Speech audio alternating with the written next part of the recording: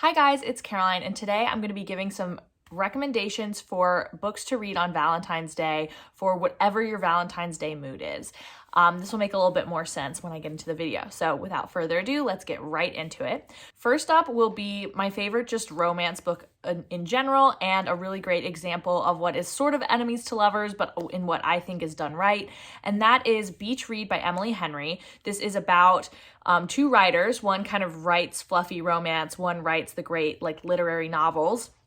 And they went to college together, and there's a little bit of a rivalry, and they end up having neighboring beach houses on a Michigan beach for a summer, and they're writing, and they both have writer's block, and they use each other and decide to each try to write the other's genre to see if it'll help them out of their writer's block. It's cute, it's fluffy, it has some substance, and it has some harder hitting topics that come up throughout that I think are done really, really well. And also the dislike and kind of the hate aspect makes sense, and then it just turns into a romance that also just makes perfect sense, and I really enjoyed it.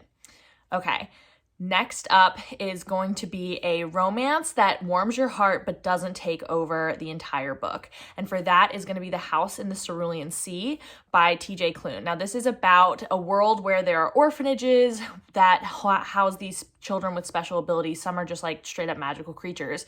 And this man's job is to go around to the orphanages and make sure they're being treated right.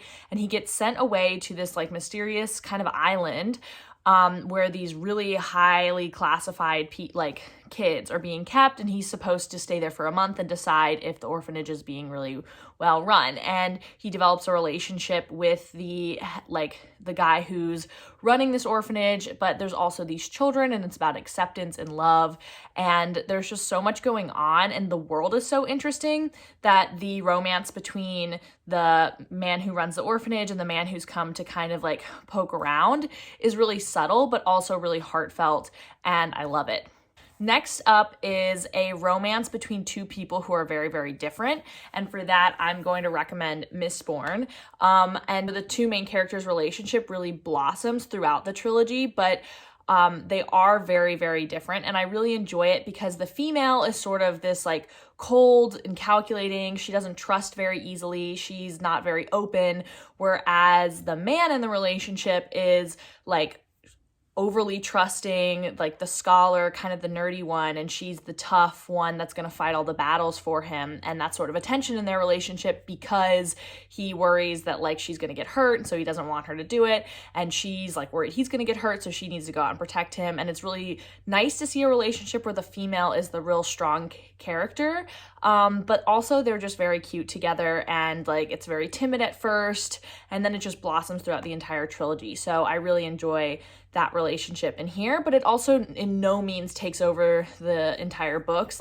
These books have so many other things going on. So next up is a love triangle done well. So this is kind of love triangle-esque, but Felix Ever After is about a trans boy in Brooklyn who is at an art school, and he gets dead named during this summer program, and he thinks it's this guy who used to go out with his best friend and who kind of hates them, and so he's really convinced that that guy is the one who dead named him and showed these pictures of him before his transition.